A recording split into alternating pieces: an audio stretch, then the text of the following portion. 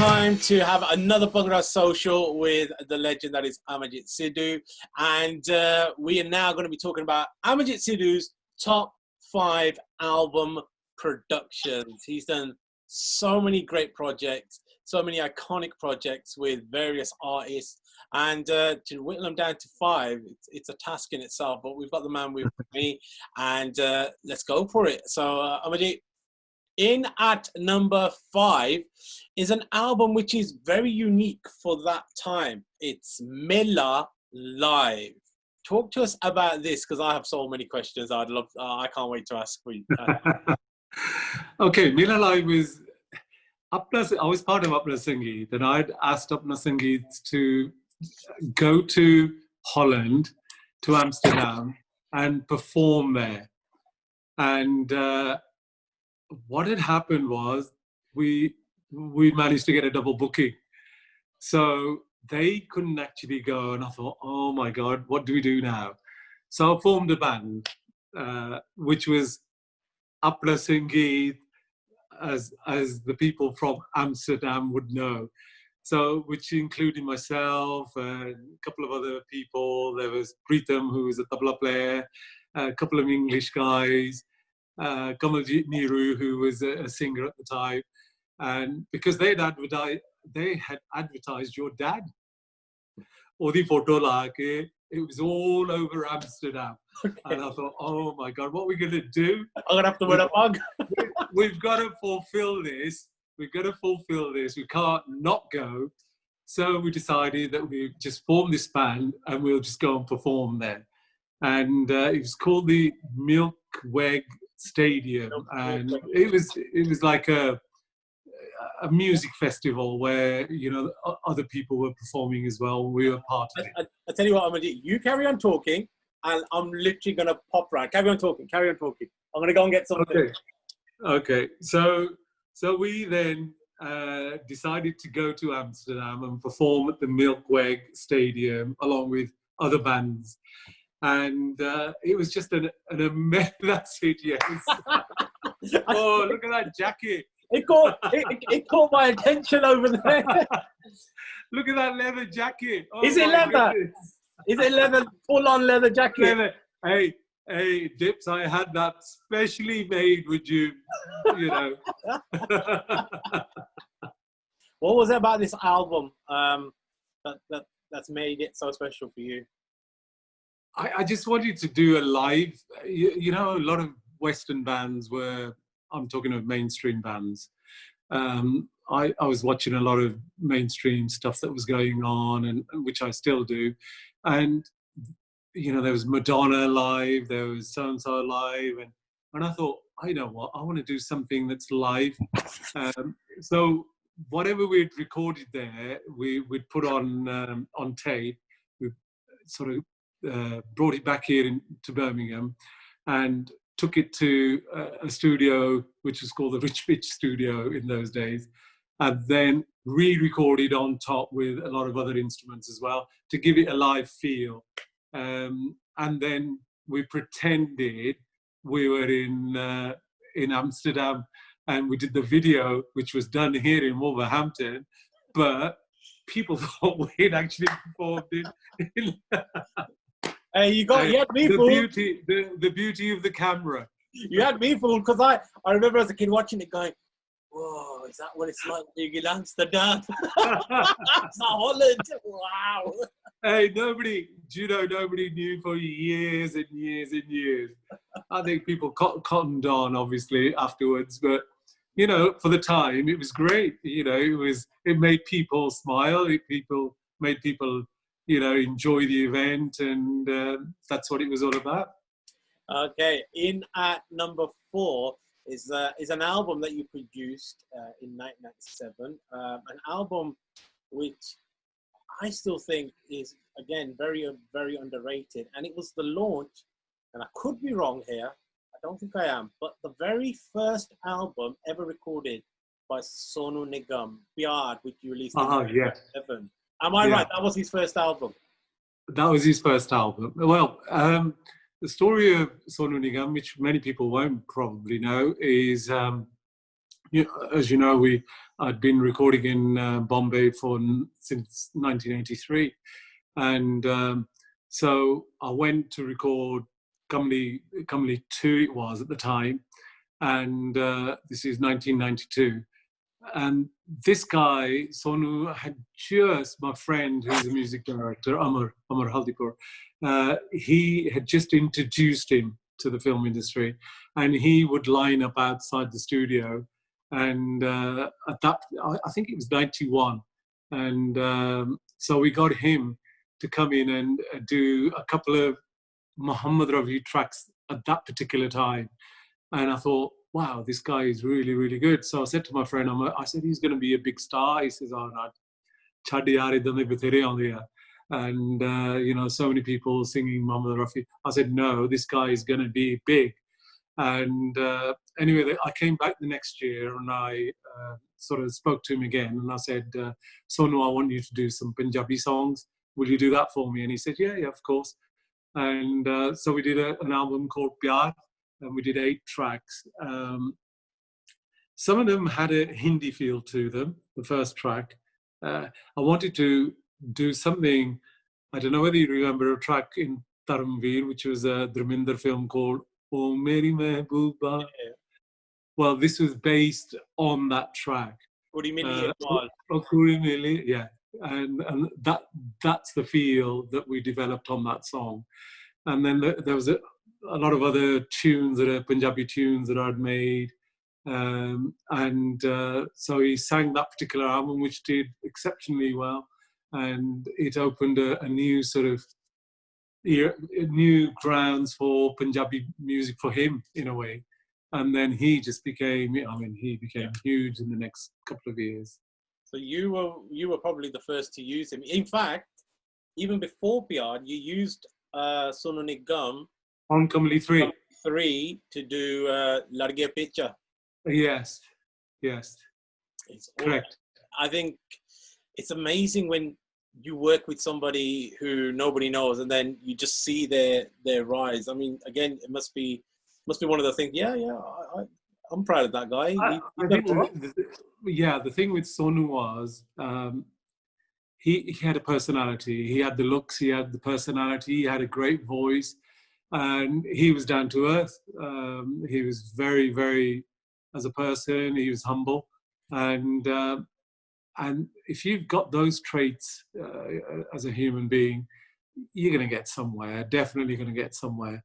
And he had all those traits at the time, and then the industry, the Bollywood industry were demanding something like that.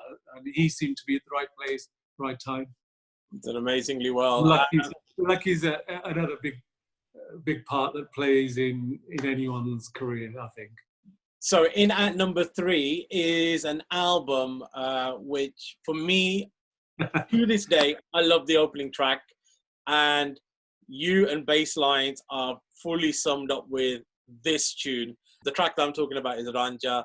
The album in at number 3 for you is Eclipse. It featured Sardara, Safri, Bhutta Pradesi.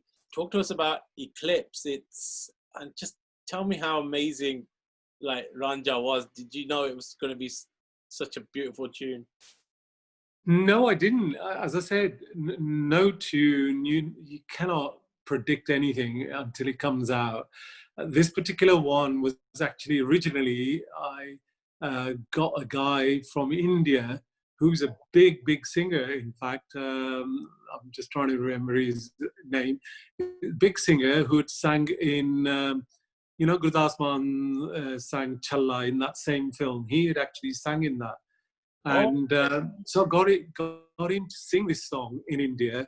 And I was going to bring the vocals and then do all the work here at Planet. And he sang it. Then I came here, did the whole music, did the whole thing. And I said to Tom, who was doing the sound, I said, Tom, for some reason, I still am not convinced with the song. I don't know whether the singer isn't doing justice to the song or whatever. Anyway, to cut a long story short, rang Balwinder. I said, Balwinder, I think this song is going to suit you. I think you're going to enjoy doing this song. Would you come and do this? And he came, I told him the tune, gave him the words, and he sang it.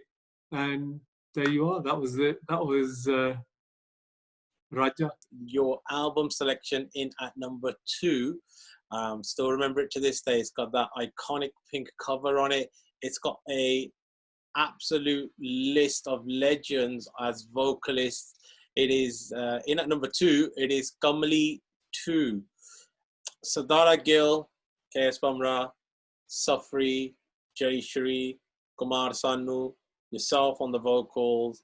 You had the whole of Apna Sangeet singing Sir Par Topi. How, I mean, this must be, for me, it's one of my favorite albums that you've ever done. Yeah, I think it was just a progression from Kamlee Rave. When we did Kamlee Rave, it did so well for Roma Music, and they said, would you produce, another one? And I thought, well, okay, from Kamlee Rave, let's make it Kamlee 2, take that as Kamlee 1, and this is Kamlee 2. And again, it was a teamwork, really was teamwork. It was a combination. At that particular time, those vocalists were big vocalists in their own, in that particular time. Sardara, your dad, Apna Sangeet were huge, still are. I mean, can you imagine in those days, anything that they did, people wanted to know. They were just an amazing, amazing band on stage. Safri was the number 1 vocalist, Punjabi vocalist, in my opinion. He could sing anything, and he had that classical trained voice as well as the high notes that he could carry. And so I wanted him involved on there. And then, of course, Jayashree was part of the team. And then Kumar Sanu, I was in India, and I thought, well, he's never done a Punjabi song. Yeah. And he's a Bengali guy. Let's see what he can do with the Punjabi. So amazingly, he did the whole take in one go. Wow. Can you believe that, a Punjabi song in one go? Wow, that's incredible. Why did you decide? Because at that point you had done Dance With Me, you had done the live album, you had done Shonkan Pangredi, and then you went on to do Kamlee Rave. So all these 4 albums, 4 projects, you were obviously musically there, but you were the lead vocalist. What was it on this one where you decided, you know what, I'm not going to do all the songs, but I'm going to get the best of the best right now? I've never ever considered myself as a singer. I've never ever considered myself as a musician, because टूटा फूटा ਉਹਨਾਂ ਦਿਨਾਂ ਦੇ ਵਿੱਚ ਸਿੱਖ ਲਿਆ ਜੋ ਕੁਝ ਵੀ ਸਿੱਖਿਆ and with it's such a it is absolutely true. Nobody ever taught me any music. I think music just came because we were listening to a lot of Hindi stuff back in the 60s and 70s, and so it was inbuilt. You knew the tunes and you knew. So I've never considered myself as a singer. It was just something as a hobby, something that I enjoyed doing, and I never wanted to do an album where or anything like that. No, not at all. So I wanted to do something. I wanted to work with them, and of course they were all, still are, they're all my great friends. We worked together not just on albums, but on concerts, socially meeting up and all sorts. So, they're great friends, and we would get together. I mean, there are other, Shin's another one, Mangal's another one. And these are great singers that I've worked with. And they are actually the singers. I mean, I have nothing compared to them. And so I just wanted to amalgamate all of them and bring something that everybody could enjoy, something different from each of the singers. I think the key thing about this album was, I think you had Pardesi, who did a project where they sang everyone else's songs, but it was just 2 voices. You had Vali Sagoo, who took the original songs and then remixed them and then made this big long, like a wham bam thing. But this was the first time where we had like multiple singers as part of a. I think this is probably the launch of the various artist tag that Bhangra music had. I think. It had never been done again. Never been done before. Let's move on to your number one album, an album that you produced. It's an iconic album with one of the most iconic Bhangra songs of all time. It is the 1992 classic Jam to the Bhangra. This was a project which was before Kamlee 2, and it featured you working with one vocalist, Sardar Gill. Talk to us about this album. It's become one of the most iconic albums of all time. It was, I think I'd done Kamlee Rave, and Sardar then sort of approached me and he said, Amarjit, I want to do a solo album away from Apna Sangeet. And I said, are you sure? And he said, yeah, I just want to experiment something different. I want to do some of Gurdasi's songs and some of my own and just mix and match. I said, okay, if that's okay with you and Apna Sangeet, I don't mind. And so I went into the studio and I said, well, which songs do you want to do of Gurdasi's? And so he chose some of the songs, and I thought, well, I've got to give a different dimension to the songs that have already been recorded. Can't do something very similar. So I was we're talking of 91, and I'd been watching Michael Jackson. I'd gone to his live concerts, and he just brought out Jam. And so I was listening to a lot of the influences actually come from listening to other music, as you probably know. You produced yourself, and so I was listening to it, and I said, "Well, how can I utilize some of what I've heard in this album that I'm going to do?" And so I, from just listening to the various aspects of that particular album and some other influences of vocals that I was going to use from Days Gone By, and then I used a sample from Back to Reality, Back to Life, Back to Reality, whatever it was, I can't remember. Anyway, so I used lots and lots of different samples of that particular era. And so the music that we sort of presented was, again, away from the normal. I don't think it was ever heard of. And a lot of Michael Jackson, you'll hear lots of bits of Michael Jackson in there. And again, the main song that made the whole album was a Punjabi song, which had simplicity written all over it. We did Kamlee Yardi Kamlee, and I had spent days and nights in the studio.